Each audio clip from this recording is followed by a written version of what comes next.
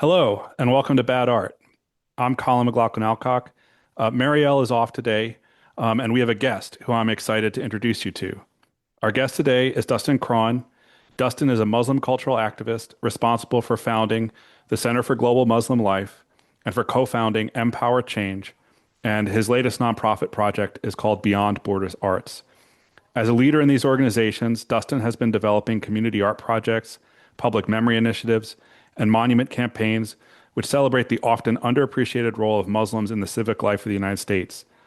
In his projects, he often strives for multi-ethnic collaboration and has worked closely with migrants and undocumented youth at the U.S.-Mexico border and indigenous communities in the Pacific Northwest. His projects show Muslims as part of a rich, vibrant, multi-ethnic community, enlivening cultural life within the United States. Previously on this pod, Marielle and I have discussed the legacy of Islamophobia in the art world and the challenges to solidarity posed by the global war on terror. Dustin's work offers an exciting antidote to these themes, and we're excited to have him on the show. Welcome, Dustin. Yeah, thank you so much for having me. It's great to discuss the best form of art, which is this bad, beautiful global art. Yeah, well, we're excited to talk about it with you. So, welcome to the show. I was wondering if you could start us off by telling us a little bit about your journey and how you started getting into activism and Islamic cultural work. Sure. So, I'm a white kid from the suburbs of Denver, Colorado, but I was raised by activist parents. My father is a lifelong IBEW electrical union member. And so I grew up marching in labor parades since I was 2 years old.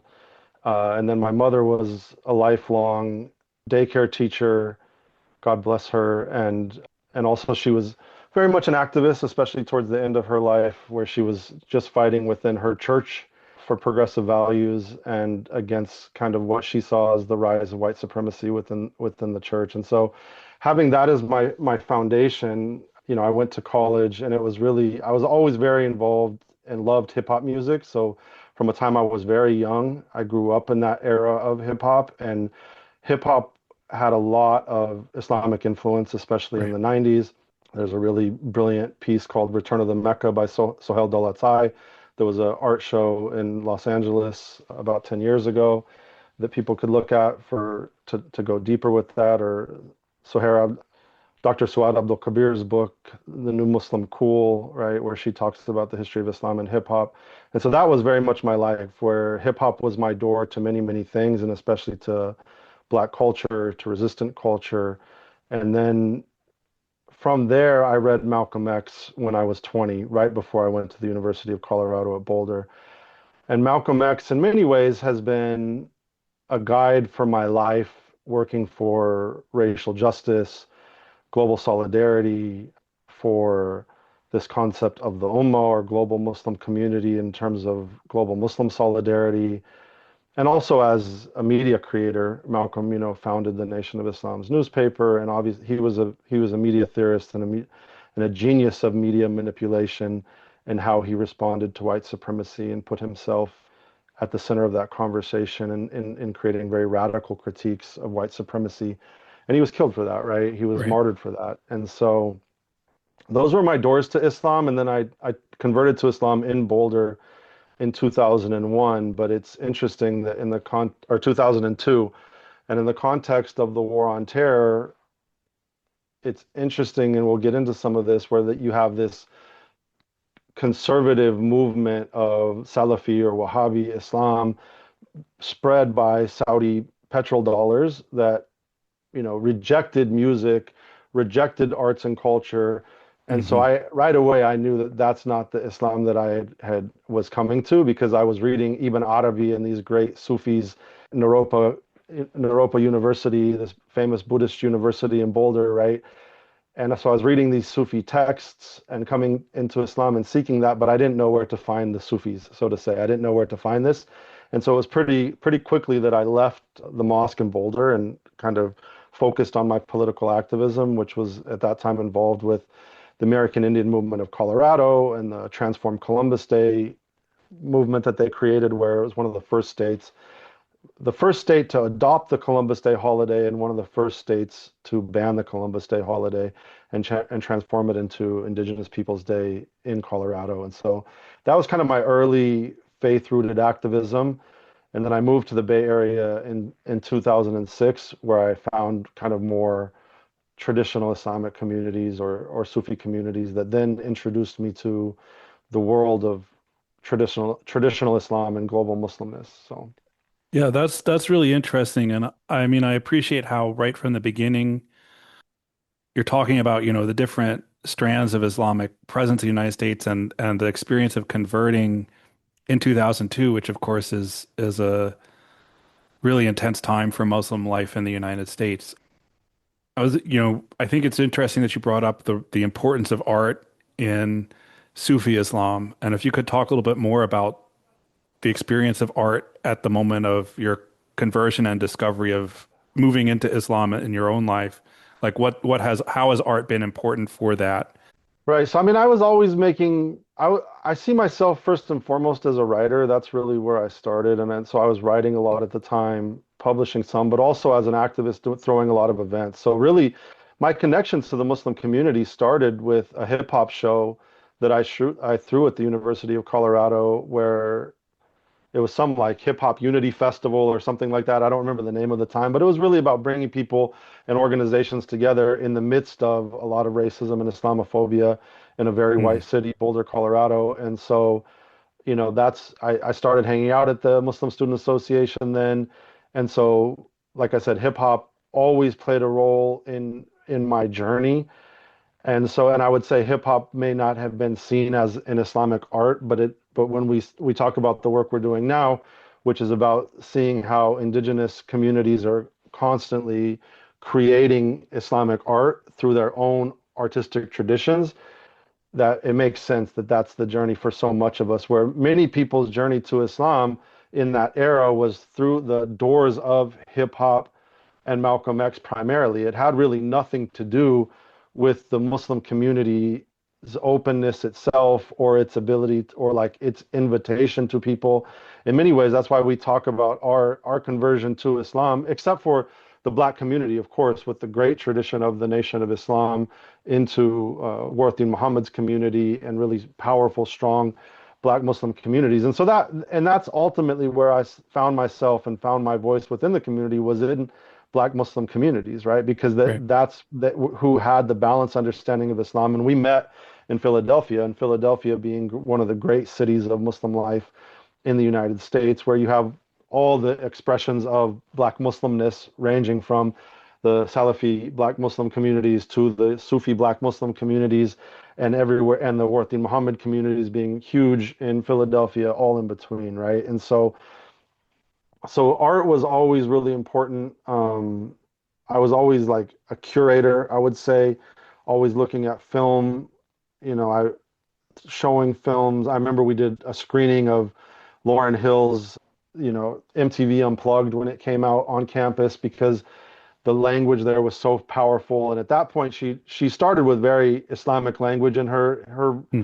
her Fuji's era, but I'd say that at that point it was kind of a mixture of Islamic, Christian, broadly radical political ideology. And then at the same time, like I didn't know who I was as a Muslim, and I'm a radical political activist going around. And while everyone had these American flags on their cars, I'm taking a Sharpie to all of the flags I would find and writing no NWO, New World Order on it, right? And so just doing my own form of radical art and telling people like, why is everyone suddenly need an American flag? This is all war propaganda, right? And then of course, many of those people being probably immigrants putting Right. flags on their cars, responding to the situation and just trying to protect themselves and their families from the insane situation that emerged in 2001 that we see an even worse version of now here in 2026, right? Yeah. So before we move on, I was interested by something you said there. You said that indigenous communities are constantly creating their own Islamic art. I was wondering if you could tell us a little bit more about what you mean and maybe give some examples of how that works.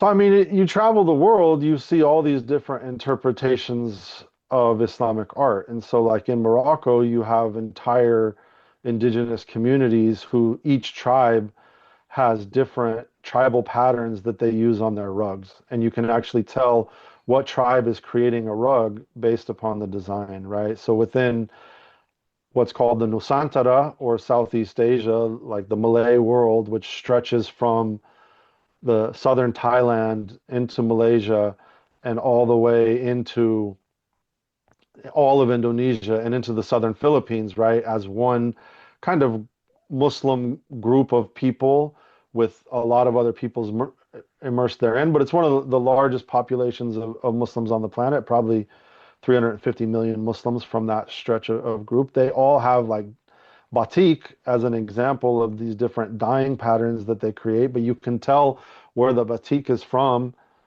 like based on indigenous groupings and parts of those countries, right? And so Yeah. those, and then how that's been intermixed with Islamic art throughout history is something really unique. Or you have like musical movements, right? You obviously within Turkey you have the Sufi movements, the dervish movements of Maulana Rumi, right? All of the patterns within these famous mosques throughout what would be the Persianate world, right? A lot of these are indigenous forms of design that then also are tied to classical forms of Islamic art, where some of it is more traditionalized in the way where you have isnad or a chain of transmission back to a teacher in many cases who go back all the way to within the scholarly tradition. That chain of transmission goes back to the Prophet Muhammad, peace be upon him, but in these traditions it would go back to a beginning teacher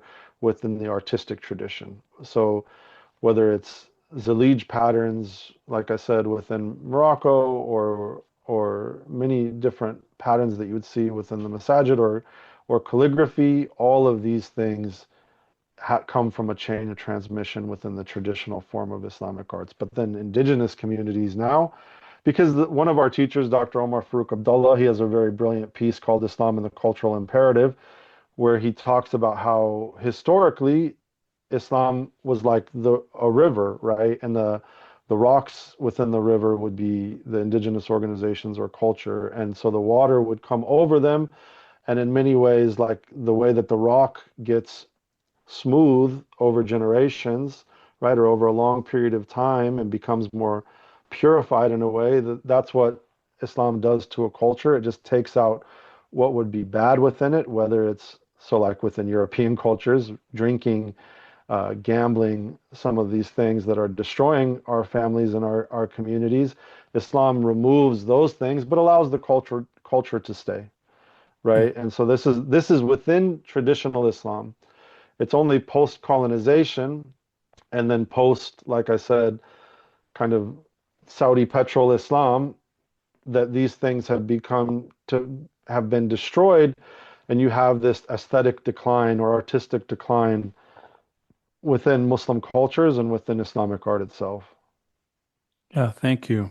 I think it's really interesting and important in your work, and as we've been talking, that you highlight the impressive diversity of what Muslim life is and what Muslim or Islamic art can be and entail, and in fact work to expand that in the U.S.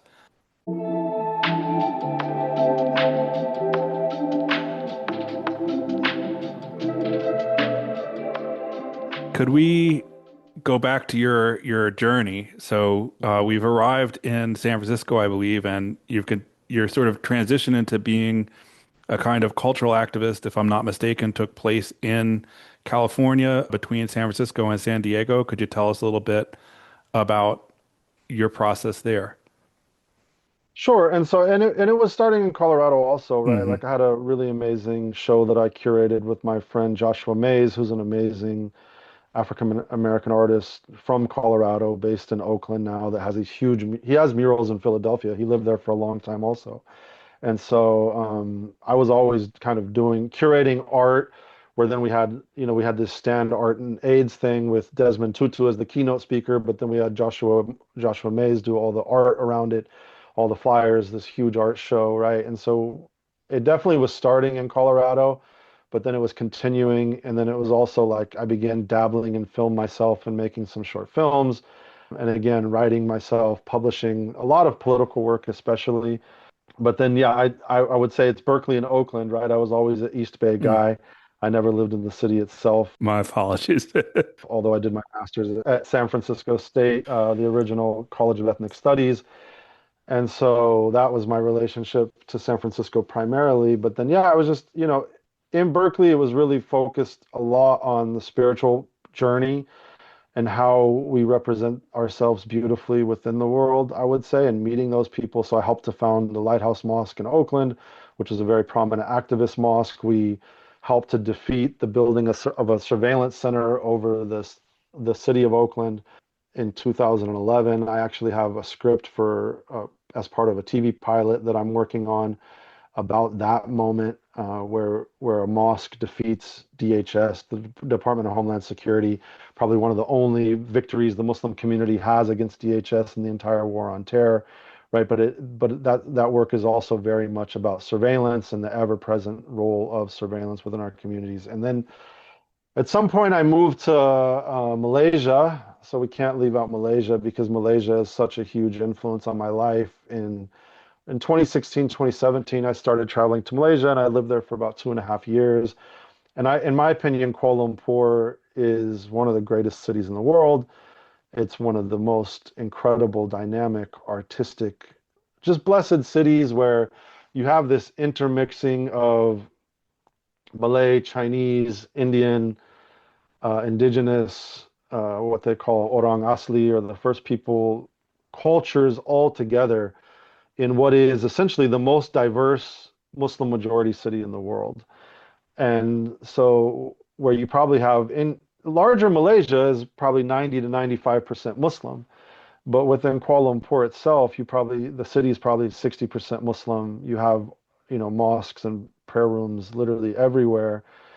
But now it's like but then the artistic explosion and the investment in arts over the last, I would say, like 10 years has been incredible. I just returned from Malaysia, and it's just, so whatever we think that we're doing as like Muslims in the West, in many ways, like Malaysia and Indonesia, they're already doing it from an artistic level and like three times above us, right? And so I was very influenced there and that's really where I conceptualized and thought about the Center for Global Muslim Life as an entity, as to because it was really reflecting on there's so much racism towards Muslim communities, but also the overrepresentation of Arabness within media of Arab Muslims leads to a total misunderstanding of Islam in our world, where the majority of Muslims live in Asia and Africa by Right. far. And that's where you also have the traditional understanding of Islam that hasn't been deeply impacted by this neoconservative Islamic movements that have moved away from arts and culture. So that means if you want to look for arts and culture within the Islamic world, where do you turn to? You turn to, Turkey, you turn to Southeast Asia, you turn to Africa. Doha, of course, is probably like one of the leading funders of Islamic art in the world now, but that's at like the highest levels of Islamic arts. It's not at the grassroots, whereas within these cultures you have the very grassroots. So I spent, and I didn't mention that I also lived where I really found my roots, my grounding as a Muslim. I lived in Ghana at the end of my undergrad in 2005, and so it was really, and in that trip was all about enslavement. And the leader of that trip, Nana Afushinna, she was like an incredible teacher. Really, we looked at the history of enslavement and experienced it by going from all the way living in Cape Coast, where some of the largest slave castles still are there, as these monuments to one of the worst atrocities in human history still stand today. But then we looked at it all the way from northern Ghana and northern Togo and Benin and Nigeria, all the way into the rivers that were involved in where the enslavement happened, and then how that transitioned into colonialism, and also how it transitioned into neocolonialism and corporate colonization, which is part of what I studied there. And now, like I said, I was really blessed by I was blessed to have amazing teachers in my life and amazing mentors, her being one of them, and to show how amazing she is. Now she's the vice president of Ghana. right? And so Yeah. it just kind of shows that, I've been blessed to have really incredible, amazing teachers at every step to help me understand this thing and unpack these things. And so all of that, is really but living in Malaysia in particular really helped me think like, how don't we give better representation to what Islam is in these worlds? And that's where I originally started thinking about what are the top cities of global Muslim life, which is one of the ways that we're thinking about this thing now there. And so anyway, so after that, I moved to San Diego. And it was there that I was really involved in a lot of deep political activism, where I saw that there was a border church at the US Mexico border, and there had been one there for some time. And so I moved there thinking, I want to create a prayer. That was just my thought. Mm. I'm going to move there and I want to create a prayer at the US Mexico border. And I didn't know how I was going to do it. I just had this vision in my mind and this idea of this thing and this prayer I was making, that we'd be able to bring Muslims together and people together across difference at the U.S. Mexico border. And so I moved down there. I went and met Reverend John Fanistil, who's the founder of the Border Church, who's retiring this year, actually, after almost 30 years of activism at the U.S. Mexico border. We started what we called the Border Mosque. And so you had the Border Mosque, where we had the first half hour ceremony, and then we had the border church as the second half Mm. hour ceremony of this hour-long service, actually at Friendship Park, in between the border walls, which was the only place on the US Mexico border where families could meet and physically touch each other.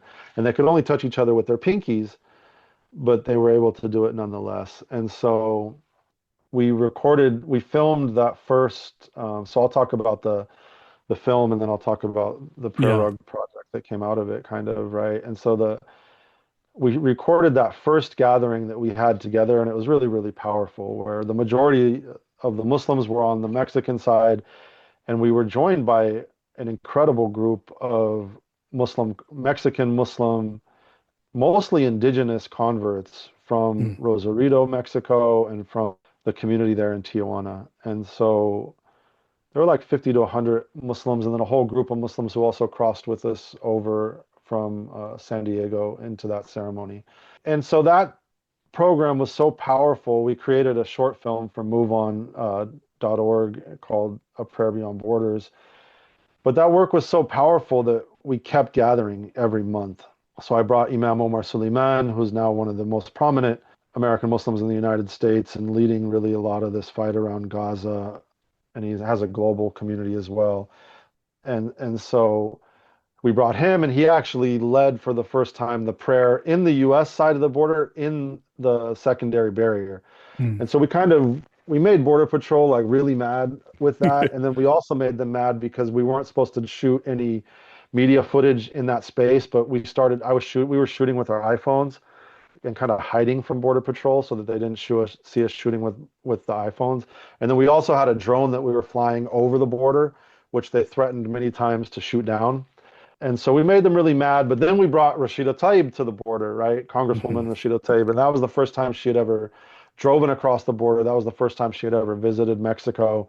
And she was just really shocked by the connections between Palestine and Gaza. And we were actually, after that, it was really powerful with her. And so all of this, we kept shooting film footage also with this throughout that whole year. And with her, at the end of the ceremony, right, this is while you have this group of white nationalist Christians who want to kill her and are making death threats against her in the United States. You have this incredible group of, American liberation theology kind of oriented Christians, and a group of Mexican Christians praying over her and praying for her protection, praying for her safety.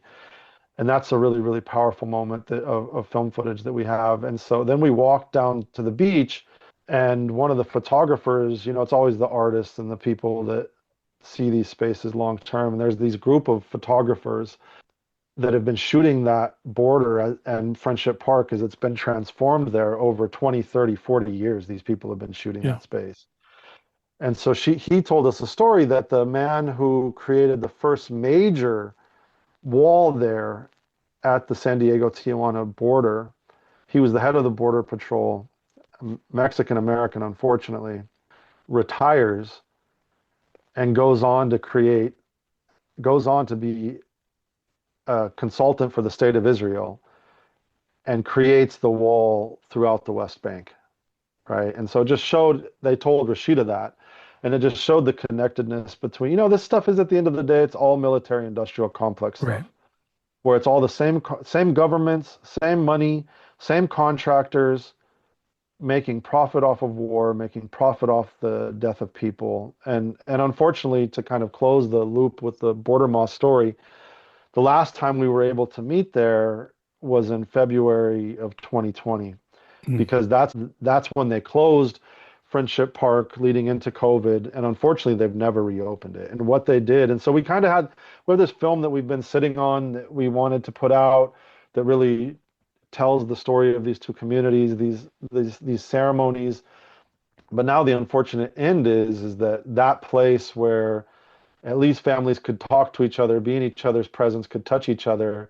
They replaced the 18-foot wall double barrier with a double barriered 30-foot, two 30-foot walls.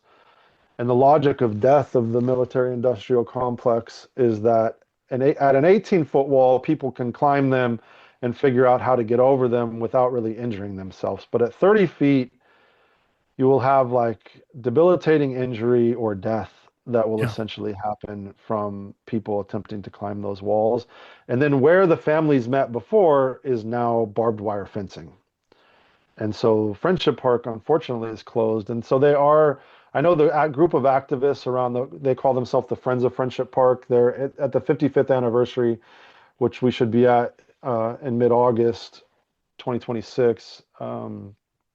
They're unveiling what they see as the future of Friendship Park, and again, calling for it to be a space that's truly a binational park, like the park is at the Vancouver border here in, Washington and Canada, which is a binational park, but there's also not a border wall in Blaine, Washington, right? The way Right. that there is in San Diego. And so they're calling for that space to be that. And, my prayer is that, God facilitates that and that border is taken down everywhere. But the reality of what's happening right now is that they're continuing to build that border fence out into the indigenous Kumeyaay lands there and actually through sacred mountains of the Kumeyaay. So that's like the current real struggle that's happening there, is the Kumeyaay people fighting to stop the continued expansion. What we call in the film, this El Monstro, or this monster, right? That is the border fence that destroys people, it destroys lives, it destroys families. Yeah. So you did talk a little bit about the containment of of Friendship Park itself and the experience of the wall and the contrast to the border with Canada. But, for listeners who have maybe not been to the border area, could you, describe a little bit about the experience of being there and of going back and forth across? Yeah.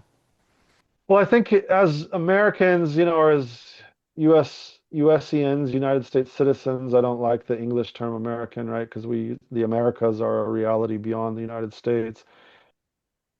The military industrial complex in many ways is an abstraction to us and something that we see on social media. Right. The reality of the US-Mexico border is that's the physical manifestation of those billions and billions of dollars wasted on war, right? Because it is this huge concrete fence. And and even after that, right? After that, there were these moments during the Biden administration where they were letting people, for some reason, into the secondary barrier of that fence, but not letting them go beyond it. And so there was actually a point where there were thousands of people living between those walls, where there's no bathrooms, where there's no food. And so we were just going and delivering food, right? Hmm. Like there was this real crisis right before the end of the Biden presidency, Are these asylum where, seekers yeah, or just asylum seekers, refugees, people seeking admission into the United States. And so this stuff just kept going. It just goes on and on. It's an endless crisis at the border, I would say. And so like you could walk along it, drive along it for 20 minutes, right? There's an outlet mall at the US Mexico border, the primary entrance where you walk across the border. They're in Chula Vista, and it's just it's really wild, that you the thing goes on forever. It's just barbed wire, steel, these huge American flags, huge Mexican flags right on the other side. And so it's just everything is a contrast, right? And so in our film, we try to bring out those contrasts a lot, where at the same time, you go like on the US side of what Friendship Park is very like dead, basically, right? There's Yeah. no one there, there's not really people.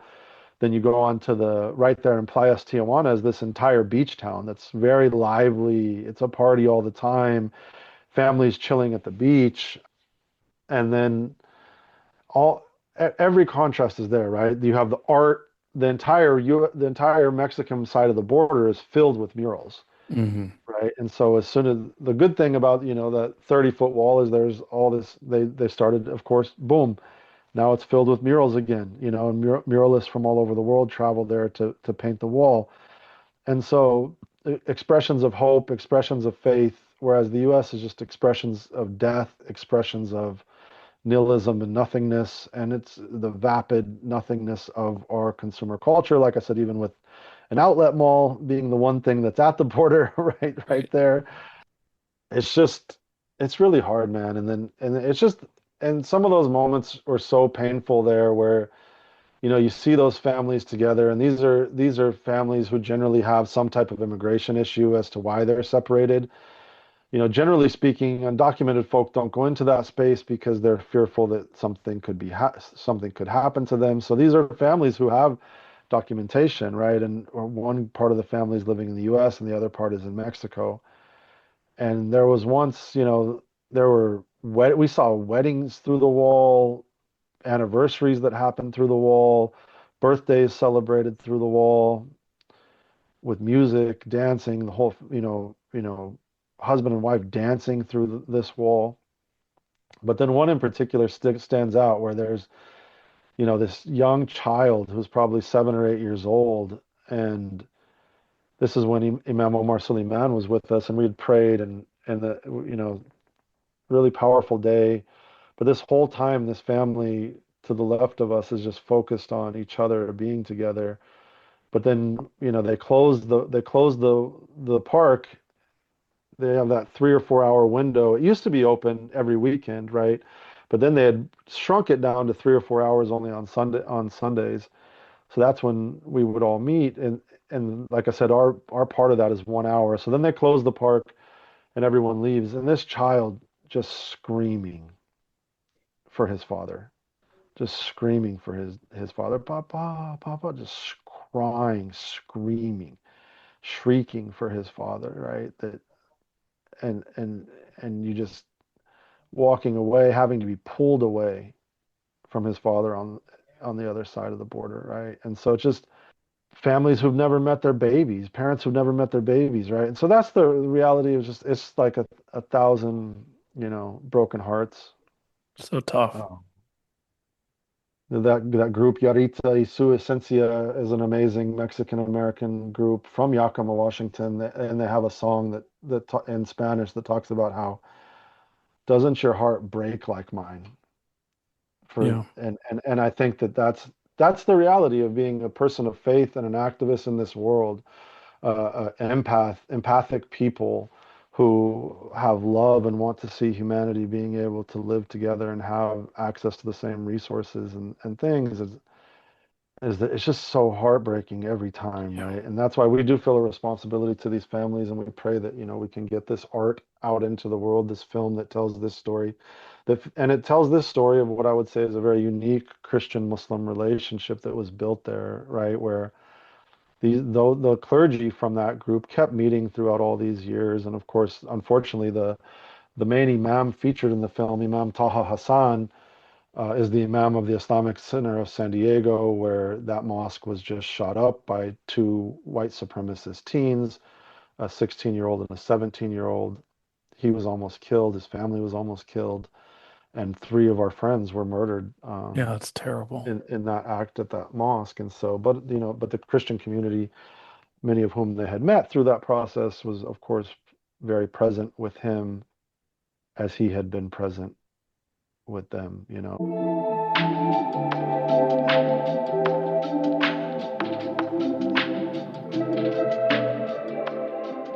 This is community-based organizing and activism and art that opens up layer upon layer, right? It opened up the layers of surveillance that was happening against our communities, that Border Patrol was mad that the Muslims had a presence there, but they were okay with the Christians being present there, right?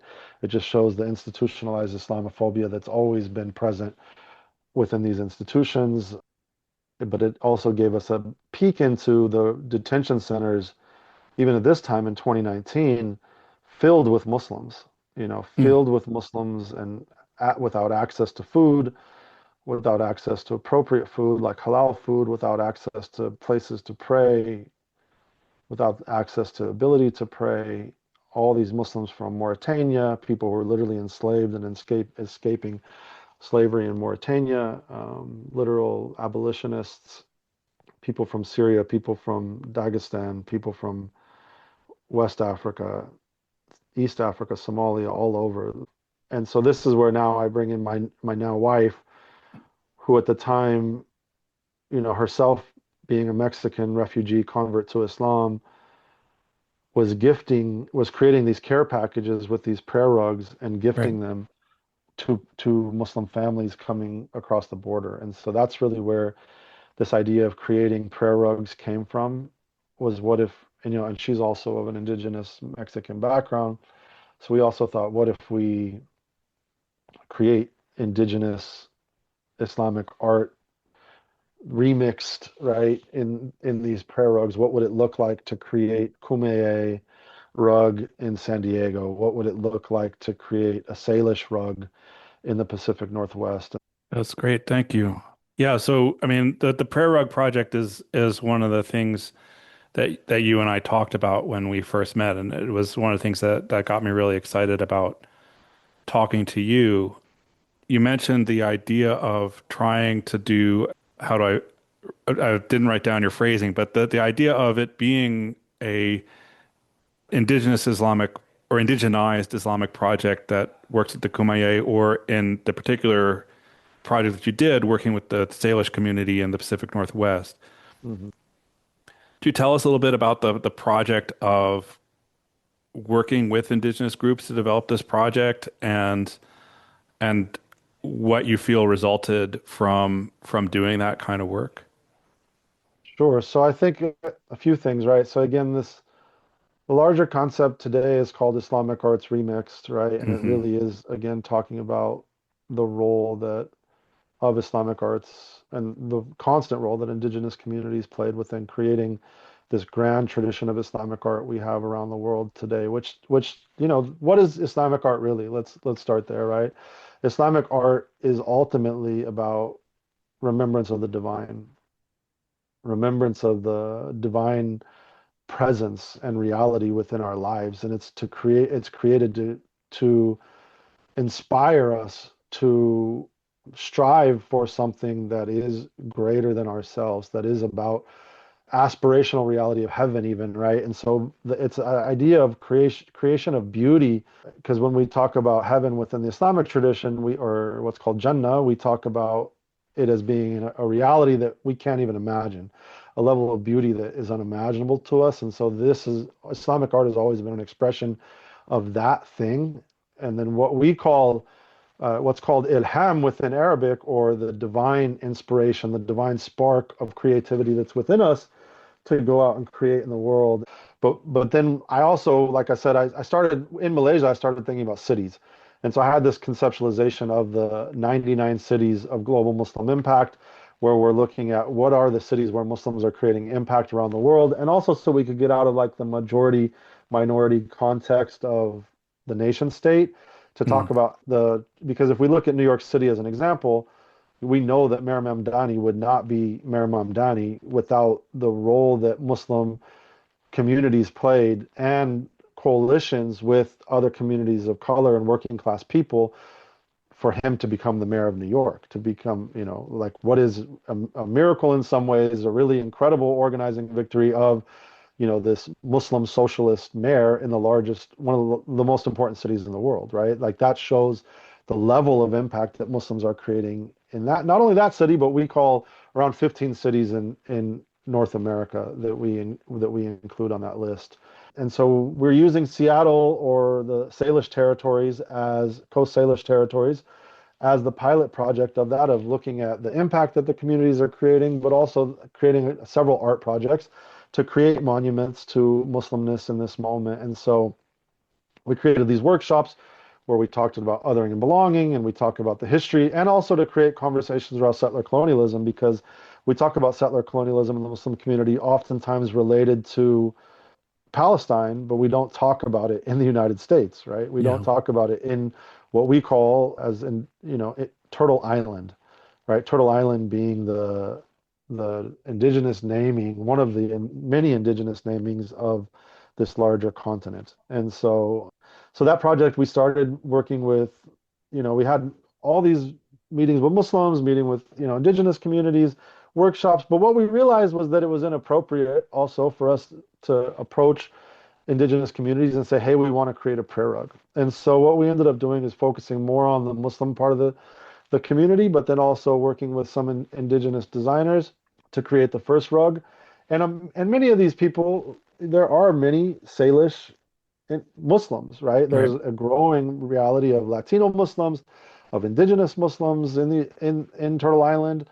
And so that's who we worked with. So we do have the first prayer rug is done. It's a really beautiful rendition of what I would say is the most like you live here, and it's just the reality of water, greenery, trees, and Tahoma, or Mount, also known as Mount Rainier, as this sacred mountain of the Salish people that they call the mother of all waters because of the glacial systems that are on top of that volcano.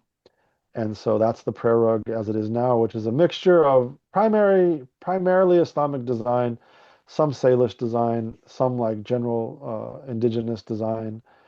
We worked with the Muslim Puerto Rican artist Josue Vega on that design primarily, and he is the designer of that rug. And so yeah, that's the first one, and then our goal is to now expand this project to key cities or places where people want to work on it Yeah, I mean the rug design around the world.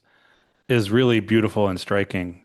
And if it's all right with you, I'll throw it up as the cover image for this episode so people Awesome. can see what it looks like. But it is a really impressive design, and it really does capture both a sense of Islamic art, and clearly it's a prayer rug design, but also this sense of place and connection to the Pacific Northwest, to ideas of indigeneity in the Pacific Northwest. So it's a really impressive design that conveys the spirit of this project, at least from my encounter with it. Thank you. Thank you. Yeah, you had mentioned to me before that there are actually multiple versions of the rug. Yeah, so we're working on making 4 different versions at this point. The first version that we had in hand was a Moroccan hand-woven rug, and we're doing several different iterations of the hand-woven that we until we find like one that is more of like a museum quality version Mm, of the rug that people can buy, and that also that we can sell to museums and hospitals and local organizations here that would want it. Because now we've seen a lot of people have asked basically, right, for a very like high quality version. We'd love to do like a Salish woven version as well, and that is one of our goals. But that's a complex process within their very traditional weaving process. And so, and the some of the design may have to change for some of that as well, because the original design is meant to be like a printed rug, not a hand mm. woven rug. But some of these, like we're working with a factory now in Pakistan that is, I think will be able to get most of the design in the hand woven version. And then we're doing like a mass version of the rug that is like a larger printing. That's been the hardest one to find people to work with, because the reality is that making prayer rugs, they're used to these huge print runs, right? So they want Mm. to sell us like 5,000 prayer rugs. And we're like, Right. no, we don't want 5,000 prayer rugs, and we don't know where we would put 5,000 prayer rugs, right? Or if we could sell that many here in the Pacific Northwest. So yeah, and then we're doing a nylon version of it, hopefully that will probably have to be produced in China. That would be the only one made in China because that's all that, like in prisons where we have huge Muslim convert populations in prisons around the United States, they can only have like nylon rugs, and so and they're at, and those and people are requesting them as well. And then we got this idea from Malaysia where we're trying to work with an artist there who's creating children's rugs where you get the rug with the design in black and white and then a set of paint markers to color it in so that the children can like make the rug their own design. So that's the four versions that we're doing. Yeah, that paint your own is a really great fun thing for kids. And I'm sure like a lot of adults may want that as well. Yeah, I would I would be doodling on mine. Exactly. One thing that like I think is really interesting that you bring up, and I think that comes up in your projects is you're mentioning the difficulty of getting it printed, the expectation of doing a 5,000 print run, the challenge of thinking about incarcerated people who need, special conditions for what their rug can be. And I think it's really interesting how doing this project sort of reveals an infrastructure of global, capital and carceral structures and violence. Like through doing the work, you are sort of showcasing this thing, like how the work that you do brings you into contact and reveals like a bigger structure of the social organization that we currently live in. And we're trying to produce everything ethically. We're trying to produce everything, not at obviously sweatshops and places that have low incomes for their employees. Because, like I said, workers' rights are really important to me from the foundation of my activism with, my my father's labor activism and organizing. And so it's hard because this is the Yeah. realities of capitalism, and it's only been possible with basically crowdfunding, pre-orders, all these things, and very patient people to wait, in some cases a couple years for a rug. Now we're on the shorter end of that as we start to deliver them. And so that's how it was possible, but also through arts foundations. And I think the arts foundations are excited about Mm. working on projects of Islamic art because there's such few, it's few and far between the organizations that work on Islamic art in the US or that work on the intersection of Islamic art and kind of activism or art that's creating conversations. And that's kind of where we're going next.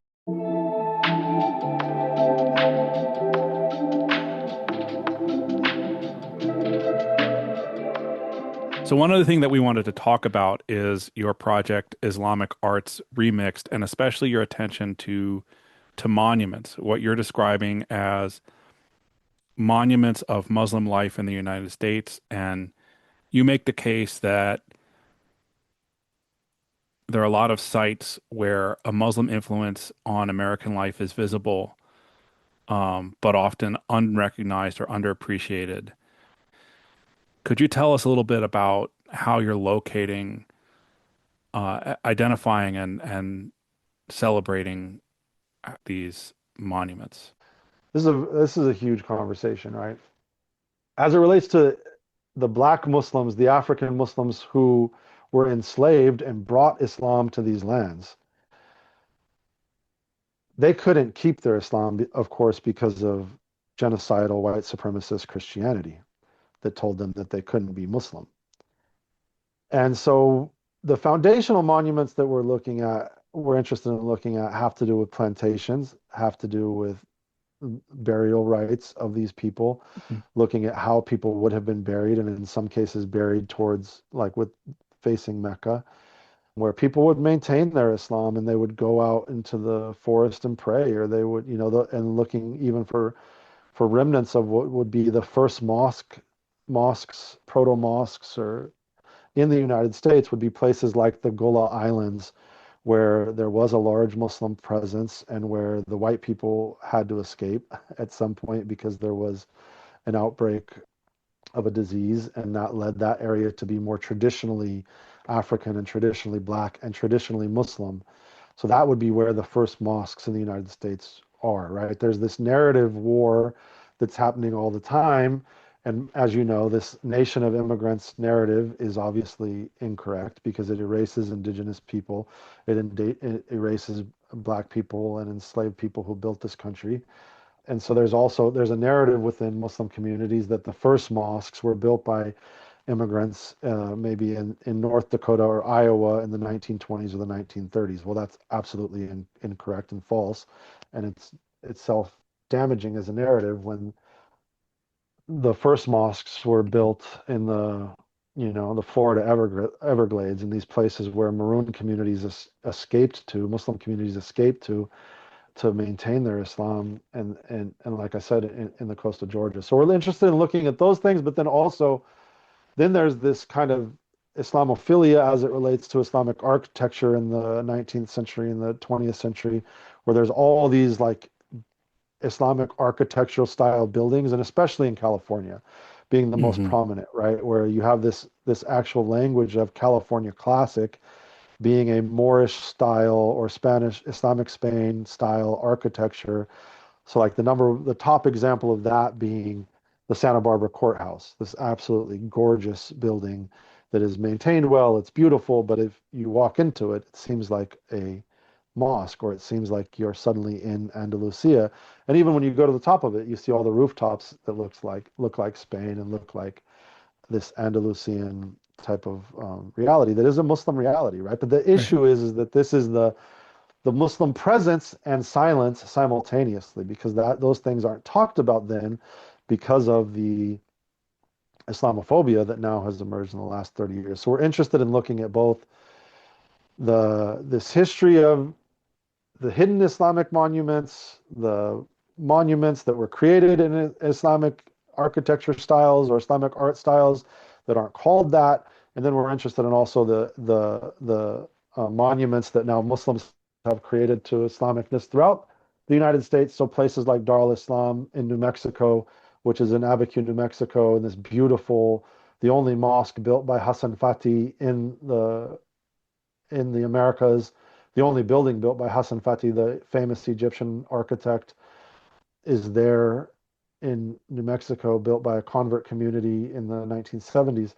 And so, but then like Boulder being a great example of it as well, they have the Dushanbe Tea House in Boulder, Mm. Colorado.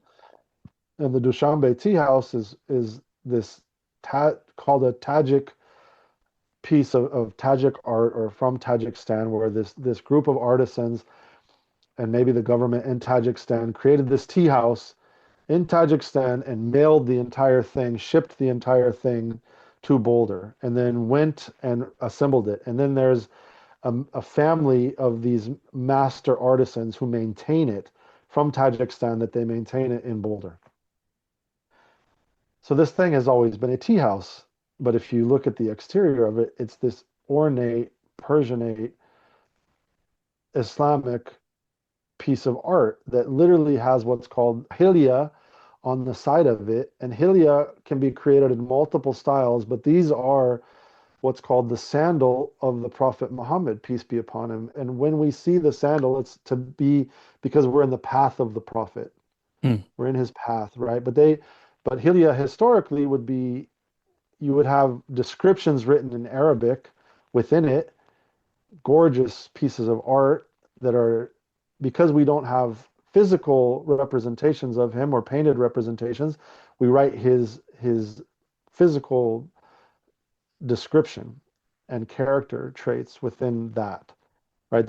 And so that in that part, but the symbol is on the side of this building, and yet in no way is this thing called a piece of Islamic art. And so what we want to do with these monuments is use these monuments that exist and have conversations about the silences, but also the presence of Muslim Right. communities, and use them as a foundation with which we can do these prayer rug projects and some other projects that are related to this. The other one that we talked about a little bit there was also this idea of children's memorial play Mm. gardens, right, which are Yeah. based on the concept that the Japanese American community after internment and after the Second World War created these incredible Japanese gardens, these ornate Japanese gardens throughout the United States, kind of as offerings to the cities and as like part of a peace process, I guess you could say.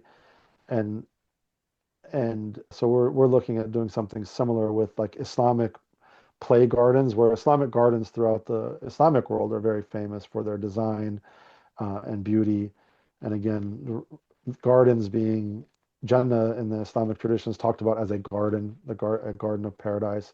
And so, but our idea, taking from another example in Seattle, the Seattle Children's Play Garden is this gorgeous play garden that has a daycare in it, but is open to the public and create this like made for children that have disabilities and have sensory specific needs, where there's a playground and a garden and you know, where children plant the garden and there's chickens and there's a basketball court and this gorgeous garden. And so the idea is doing a memorial play garden, but a memorial to the children who've been killed in the long process of wars in this country you know, from indigenous communities and boarding schools up into the war on terror and including this infanticide, I guess you could call it, against like, this genocide against children that happened in Gaza as one of the youngest places on earth that we all witnessed, and those who didn't witness it are lying to themselves, right? And so, you know, that's what we're working on a lot, but we're doing it, and to say it's too much is to say we're putting it out there to say that these are our prayers, these are that we are able to build all of these things and to build these legacies with community within community, but also that we're doing it step by step, right? That's why we're starting small with the prayer rug, right? Starting with the prayer rug, starting with larger conversations about the meaning of where we're at in these times. Yeah. Well, you're right. I mean, it is a lot of projects, but they're, also exciting. And I mean, I'm glad you brought up the children's garden towards the end of your statement there, because that was one of the things that got me excited when we were talking before. And I think, one thing I just really want to draw out for listeners, like how interesting I think it is that you were referring back to the rise of Japanese gardens in the US as a way of building or rebuilding Japanese connection uh, in the United States after World War II, and trying to think of this as a similar project where there can be like this point of connection to Muslim life and Muslim memory. Correspondingly, the San Diego courthouse or the tea house, like these spots where we're already connected, already Islam is deeply integrated into everyday life, but it's just not seen. So making that something that's more apparent to everyone becomes, a different way of inhabiting the world together, hopefully. And I think those are really powerful projects. Did you want to talk at all about the your latest project, the Beyond Borders Arts, before we wrap up? Yeah, sure. So yeah, Beyond Borders Arts really is about like getting back to some of that early work that I was doing with hip hop and remembering that so that's a new nonprofit that we're able to launch here with some, generous funding from For Culture, the King County cultural funder here in the Pacific Northwest and here in the Seattle, Redmond, Bellevue area. And the idea is to, yeah, talk about the form of arts that really are created through cultural exchange, which is essentially all art is created through cultural exchange. But I think that you know underground arts, kind of like hip hop, youth arts, like I would say, even the rise, like we were talking about, of anime into this like mainstream phenomenon, right? That has to do with youth embracing like global arts, youth being very used to reading subtitles now, right? And like in everything, right? Or even and even where we find like more radical art, I would say within popular culture. So places like comics is where you find some of the like staunchest critique of white supremacy that's happening within the mainstream culture, right? You have comics like Absolute Batman where they're taking the DC universe and kind of flipping it on its head, where Bruce Wayne now is very working class. The Joker is the billionaire, right? And he's, Bruce Wayne is fighting for the people more broadly, and they have like very political tracks within all of this kind of absolute universe that's being created. But they're more radical stuff too, like independent comics, like Absolute Martian Manhunter, things like Odin, that's really about white supremacy and so that yeah, we're looking at the intersection of all of these things, like even things like Pokemon, right? Like Pokemon is a great example of how, like, again, anime like oriented art, Japanese culture is embraced by the world, embraced. This is like some of the biggest level of art that's happening in the world right now, or K-pop, as another example, right? Like K-pop Demon Hunters being one of the most successful movies probably in the last 5 years that no one saw coming, to the extent that I think Netflix bought it for like $20 million, and now it's a multi-billion-dollar franchise that, right, that because I think Sony had kind of given up on it, sells it to Netflix. Netflix is standing on a gold mine because it hits a cultural wave. And so what we're looking at is like examining these things, like creating spaces where youth can talk about them and focus on a couple other things, right? Which is a lot of it has to do with media training. Mm. So we have the Malcolm X Digital Media Academy as a part of that, where we're training youth in digital media production, filmmaking, and even like the AI assisted production stuff that's kind of happening right now, where it can help us with production, can help us with things like transcription that we used to have to do for things like a podcaster as filmmakers. I remember having a transcribing tool at your feet where you're using it to pause things and typing, Yeah. right? Whereas now, praise the Lord, we don't have to transcribe anymore. Even though for those of us that, and you'll see in this transcript, right, that when I'm using Arabic terminology, it's not going to capture all of those. So when we are beyond borders of languages, that's where things become more complex, right? And so yeah, that's really what Beyond Borders Arts is about, is talking about what does global culture look like that is embracing of each other and loving of each other, and how do we spread, positivity, goodness, liberation for all people. Well, yeah, Dustin, thanks so much. This has been excellent. It's always inspiring to talk to you, and you have, so many exciting projects going on, all of them worthwhile. I hope the listeners are excited as well. Is there anything they should check out to follow up with you? Yeah, you can find us at Global Muslim Life all over social media. You can find me at Dustin Craun over social media. Globalmuslimlife.com is the website. Beyondbordersarts.com is the other website. And yeah, like we have films and stuff coming out. Follow us on YouTube, follow us all over. And yeah, much love. Thank you for taking the time, and many blessings. Much love and many blessings to all of you. Yeah. Well, thanks so much. We've been talking to Dustin Craun, and this is Bad Art. Please like, listen, subscribe, follow, and so on, and we'll talk to you next time. Dustin, thanks again for joining us today. Thank you.